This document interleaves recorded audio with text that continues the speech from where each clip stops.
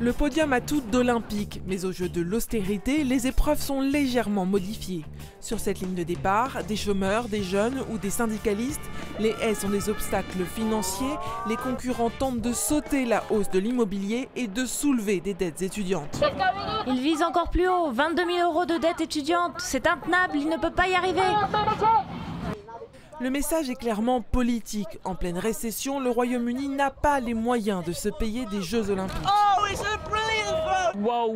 Alors que les hôpitaux ferment, que les écoles sont vendues, que les services des autorités locales ne fonctionnent plus, dépenser 15 milliards d'euros pour les Jeux Olympiques, c'est de la pure fantaisie.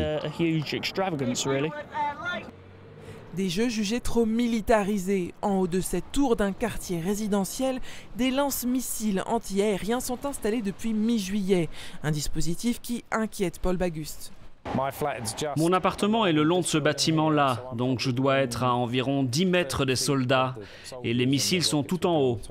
Ils ont installé une base militaire sur notre toit, et ensuite on dit à tout le monde, là, il y a une base militaire. Avant, personne n'avait aucune raison de nous attaquer. Maintenant, c'est peut-être plus tentant pour un terroriste. À quelques kilomètres de là, Julian Chen aussi a vu son quartier bouleversé par l'arrivée des Jeux Olympiques. Là-bas, c'était la résidence de Clays Lane. Je vivais là-bas. Les Jeux Olympiques sont arrivés, ils ne voulaient pas de nous là, alors ils ont tout détruit, j'ai dû déménager, c'est la fin de Clays Lane. Les autorités olympiques promettent d'y construire des logements pour les habitants du quartier à l'issue des Jeux. Mais pour Julian, le mal est fait. Ils ont délogé les communautés locales et ils ont détruit les emplois installés de l'autre côté du parc, les emplois des habitants du quartier. Et pour le prouver, Julian nous présente son ancien épicier. Comment vont les affaires? Mes ventes alimentaires ont chuté de 30%. Quand les gens résidaient encore à côté, les affaires marchaient très bien. Mais depuis qu'ils ont commencé avec ces Jeux Olympiques, tout va mal.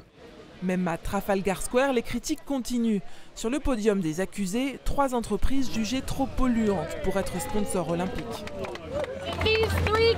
Ces 3 entreprises ont eu ce qu'elles méritaient pour avoir essayé d'utiliser les Jeux Olympiques comme une opportunité de reverdir leur réputation. Si cette peinture verte est en fait de la crème anglaise, la controverse est bien réelle. À Londres, les Jeux Olympiques sont sous peine d'emporter la médaille d'or de la contestation.